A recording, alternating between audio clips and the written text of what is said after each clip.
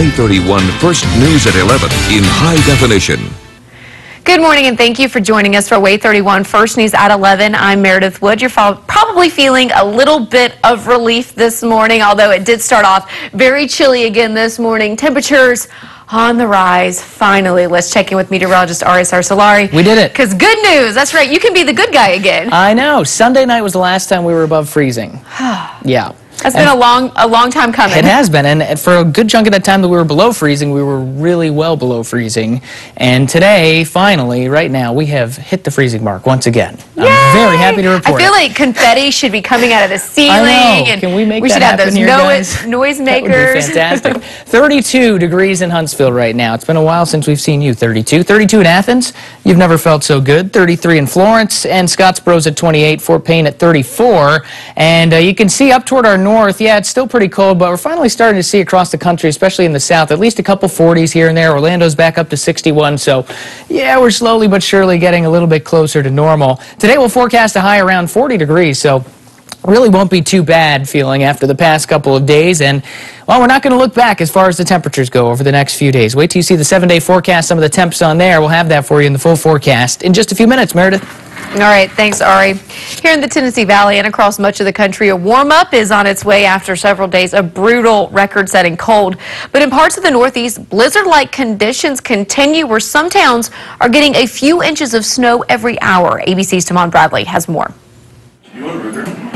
Today, western New York is buried in snow. The polar vortex swept across Lakes Ontario and Erie, causing blizzard-like conditions. The icy Niagara River looks like a glacier. It looks like something out of National Geographic. South of Watertown, New York, forecasters say they could see up to 4 to 5 feet of snow. We're just asking for the public to stay put. Parts of the Midwest and South remain paralyzed by bone-chilling cold air. It hurts. It hurts. Freezing. Can't feel my face. This water main break near Atlanta sent thousands of gallons shooting into the air, leaving ice dangling from power lines. Road conditions remain treacherous. In Indianapolis, 2 medics were hurt when an ambulance carrying a patient crashed. In Chicago, cars are frozen to the streets. This inmate in Kentucky escaped prison and then quickly turned himself in. It was just too cold. The brutal weather is also having a big impact on Americans' wallets. Gas prices have popped up 5 cents the last month, with the low temperatures threatening to shut down oil production. Also, after some schools and offices closed, families are having to pay extra for child care, and heating costs are on the rise. The typical American family is expected to spend anywhere from $679 to more than $2,000 to heat their home this winter. Thankfully, a thaw is on the way. Temperatures are expected to rise 40 to 50 degrees. Here in New York, where it was in the single digits yesterday, the temperature could actually reach the mid-50s on Saturday. Tamon Bradley, ABC News, New York.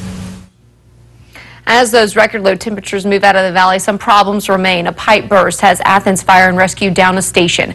Pipes in the fire station's overhead sprinkler systems froze and burst, causing parts of the ceiling to collapse and creating several inches deep of water. The city estimates it will take about 60 days before the fire station is fully functional again. Crews will operate in the fire station bay from a set of trailers that have been brought in, but first some electrical issues must be fixed. In the meantime, Station 1 crews will work from Stations 2 and 3. It may be at the most a 2 or 3 minute delay than what you would have responding from this station. We're hoping that by Wednesday we can get the trailer set up in here if all the safety issues have been addressed. Once inspections are complete, crews will have a better idea of when Station 1 will be operational again. Been a busy week for plumbers across the valley, along with schools and businesses. Homeowners are dealing with busted pipes. WAAY 31's Megan Weebold has more. This is the site at many homes in the Tennessee Valley. Frozen pipes leading to quite a mess, which is why companies like Roto-Rooter in Decatur are being flooded with phone calls. Pipes are bursting all over town. Good for business, bad for sleep. This is about a once every 10-year event. We get something like this, and we just work till we can't do it no more and rest up and start again the next day. And those leaks are keeping Roto-Rooter's 3 technicians in Decatur busy from sunup to sundown. What we're getting a lot of calls right now is people have certain parts of the house that work and other parts that don't. That's how you know for sure you got a frozen pipe somewhere. If it's in the wall, it can leak in the wall, cause mold if it goes too long. Floors, carpets, hardwood floors, sheetrock, can do quite a bit of damage. But they say this is just the tip of the iceberg. Oh, right now they're just frozen primarily. Starting tomorrow when it starts thawing out and everything, and Thursday particularly is when the leaks are going to expose themselves. Right now the damage is pretty much already done. It's just a matter for it to thaw out to expose itself. So how do you prevent a mess like this from happening? The best thing to do is hot and cold. Just a small steady stream, like so. It's a lot harder to freeze when water's moving, so as long as you can keep the water moving, it should be fine. Because the frost line is so low in Alabama, pipes are generally not buried as deep down as they are up north. That prompts them to freeze a lot easier, which leads to them busting. Huntsville police say they've solved 2 robberies. They've arrested and charged Jesse Watkins with 3 counts of first-degree robbery. They say he robbed La Quinta Inn and Quality Inn on University Drive on Sunday. He's in the Madison County Jail pending bond. Police want you to take a good look at this surveillance video. It's from Smith's Deer Processing in Rainsville last Saturday. Police want to question the man in the video in connection with trying to steal deer meat from the facility. They say he may be driving a dark Mercedes sedan or GMC truck. 2 inmates who escaped from a Decatur work release facility were recaptured late last night. Kevin Hardy and Dallas Long were arrested together at a gas station in Bolagie. They went missing from the Decatur work release facility Tuesday morning. The pair are now facing additional charges of stealing a vehicle. They were transported to the Greene County Correctional Facility.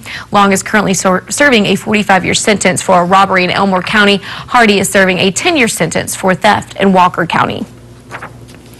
If you received unemployment last year through the state, you can now check your tax information online. According to the Alabama Department of Labor, 2013 tax forms can be viewed and printed from the website.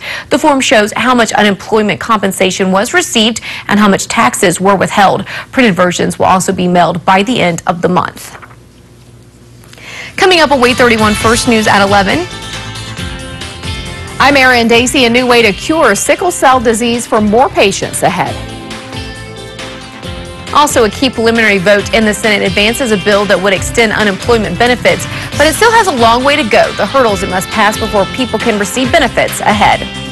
And meteorologist Ari Sasolari will take a look at a much warmer forecast when we come back. Stay with us.